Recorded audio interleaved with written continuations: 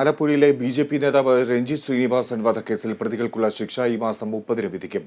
Mavelikkara additional sessions കോടതിയാണ് വിധി പറയുന്നത്.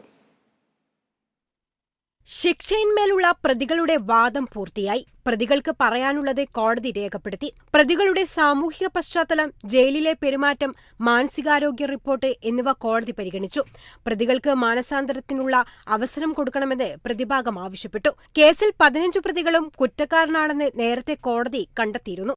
1 മുതൽ 8 വരെ പ്രതികൾക്കെതിരെ കൊലക്കുറ്റമടക്കമുള്ള വകുപ്പുകളും തെളിഞ്ഞിരുന്നു. തീവ്രവാദമല്ല, ഇത് പോപ്പുലർ ഫ്രണ്ട് ഓഫ് ഇന്ത്യ എന്നും SDPI എന്ന് പറയുന്ന സംഘടനയിൽ പ്രവർത്തിക്കുന്ന ഈ പ്രതികൾ രഞ്ജിത്ത് ശ്രീനിവാസൻ എന്ന് പറയുന്ന ആളിനോടുള്ള വ്യക്തിപരവും രാഷ്ട്രീയപരവും അതേപോലെ തന്നെ മറ്റു ചില കാര്യങ്ങൾ കൊണ്ടുള്ള വൈരാഗ്യങ്ങൾ കൊണ്ട് അയാളെ കൊലപ്പെടുത്തി എന്നുള്ളതാണ് പ്രോസിക്യൂഷൻ്റെ കേസ്. ആ കേസ് അതേപോലെ തന്നെ കോടതി ശരിയാണെന്ന് കണ്ടെത്തിയതിൻ്റെ അടിസ്ഥാനത്തിലാണ് പ്രതികൾ കുറ്റക്കാരാണെന്ന് കണ്ടത്. 2021 ഡിസംബർ 19-നാണ് രഞ്ജിത്ത് ശ്രീനിവാസൻ കൊല്ലപ്പെട്ടത്.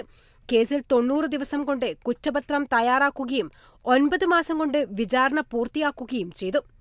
Kerala vision news, Alappuzha.